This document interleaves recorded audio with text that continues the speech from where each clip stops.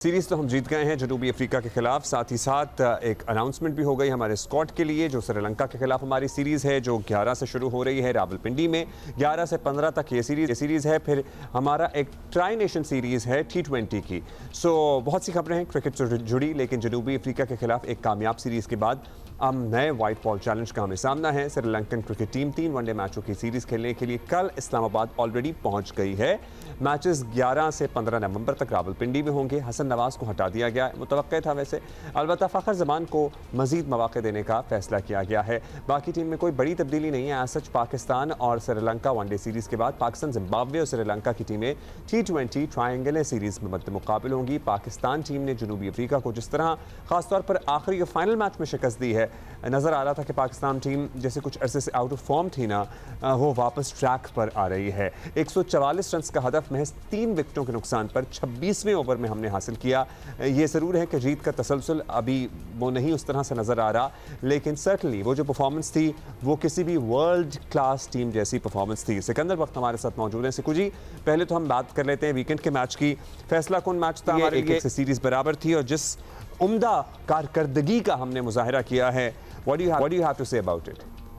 यार कुछ बहुत ही स्ट्रेंज किस्म के मैचेस हुए हैं कि जिसमें हम टेस्ट मैच देखें, पाकिस्तान पहला टेस्ट मैच बड़ा ज़बरदस्त तरीके से जीता और दूसरे मैच में उन्होंने आखिरी 5 विकेटों ने 215 रन किए और हम हार गए। और हमारी टीम जो थी वो 138 पे आउट हो गई। मतलब बहुत ही पीक पे ये 3 मैचों की सीरीज होनी चाहिए थी। मुझे यकीन है अगर ये 3 टेस्ट मैचेस की सीरीज होती तो पाकिस्तान ये सीरीज भी जीत जाता, इसलिए कि पाकिस्तान की टीम का जो परफॉर्मेंस था वो कुछ इसी तरह जा रही थी। तो फिर जब T20 शुरू हुआ तो उन्होंने बड़ा ज़बरदस्त पहला मैच जीता, फिर पाकिस्तान ने दूसरे मैच में उनको 110 पे आउट किया, फिर 139 पे बड़े आराम से सीरीज जीत गए।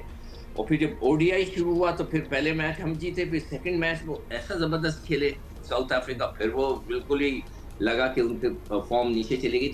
तो मेरी बात सुने, ये हम कौन इनकंसिस्टेंट कौन है हम दोनों में से, हम या वो? क्योंकि वो भी एक मैच खेलते हैं जबरदस्त, अगला बुरी तरह हारते हैं हमसे, हम भी हार जाते हैं, फिर अगला जबरदस्त जीतते हैं।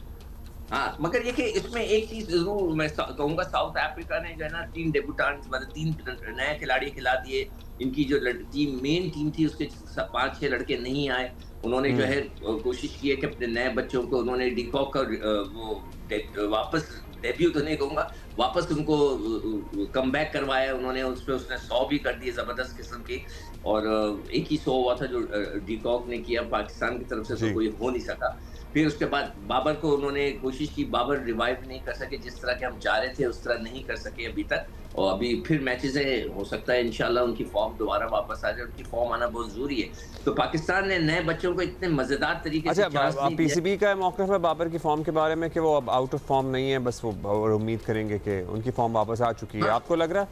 वैसे वो लास्ट में तो रन आउट हो गए थे, so how do you see it कि उनकी फॉर्म वापस आ गई है? कि वो थोड़े से उनके ऊपर प्रेशर आया हुआ है। ये कैफियत मैंने बहुत से प्लेयरों में देखी, ज़हीर अब्बास के ऊपर देखी मैंने, इंज़माम के ऊपर अपनी आंखों से देखी है मैंने, उन लोगों के ऊपर देखी कि भाई वो मतलब हाथ से जैसा लगता है कि वो बिल्कुल घबरा गए।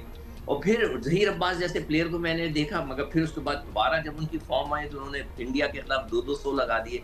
इसी तरह इंज़माम को मैंने देखा, उनके भी वो घबराए हुए थे और मेरे साथ आके उन्होंने काफ़ी देर बात भी की थी। मुझे अच्छी तरह याद है 2003 वर्ल्ड कप के अंदर उन्होंने वीडियोस भी अपनी देखी। उसके बाद दोबारा जब उनकी कॉल बैक हुई उन्होंने कम बैक किया, उसके बाद उन्होंने 100 लगा दिए। तो मुझे भी लगता है कि ये बाबर का ये जो एक पैच है इसमें से इसको निकलना है। अब देखते हैं कि वो कब निकलते हैं। एक अच्छा बड़ा स्कोर करेंगे तो वो खत्म हो जाएगा। श्रीलंकन टीम पहुंच गई है, इस्लामाबाद में है, 11 से मैच शुरू होने कल से। स्पिनर्स तो उनके पास शानदार हैं, तो स्पिन ट्रैक बनाएंगे? अगर नहीं बनाएंगे तो क्या पिच होनी चाहिए, क्या स्ट्रैटेजी होनी चाहिए हमारी? और हसन नवाज वाली तब्दीली है, बाकी तो सब सेम ही है। देखिए, बहुत अच्छा सवाल है तुम्हारा कि अब क्या करेंगे। इसलिए कि देखें उन्होंने जो है, मुझे एक चीज समझ में नहीं, जो आखिरी उनका जो ODI हुआ था, हमने स्पिनर से उनको फंसाया। साइम ने पहला ही ओवर करा दिया था, उसके बाद पता लग गया था कि पिच के ऊपर स्पिन है। उन्होंने स्पिनर से बड़ी देर में बॉलिंग कराई जब 50 रन हो चुके थे।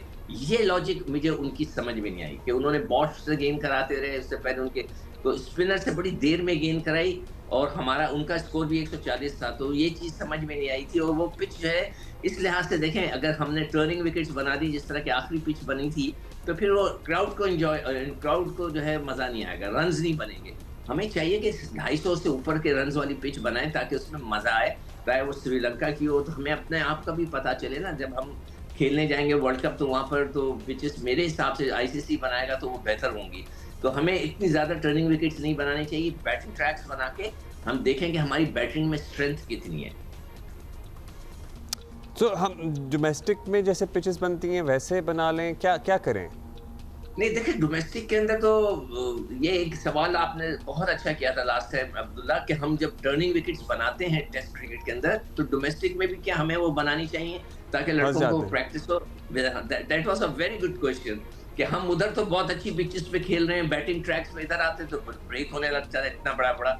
तो ये बड़ा अच्छा सवाल था। तो अभी तो हम मुझे नहीं पता, मैं कभी जाके मौका, ऑब्वियसली मैं कराची में, वो मैचेस बाहर हो रहे हैं, कराची से बाहर है, मैंने कभी जाके देखा नहीं। अब इस दफ़ा वहाँ कराची में मैच लिटरली इतने रन बनते हैं कि हम खुद हैरान होते हैं कि भाई क्या हो रहा है। सो या हाँ, वहाँ पे कुछ लड़के दबा के स्कोर कर रहे हैं, बहुत अच्छी बात है।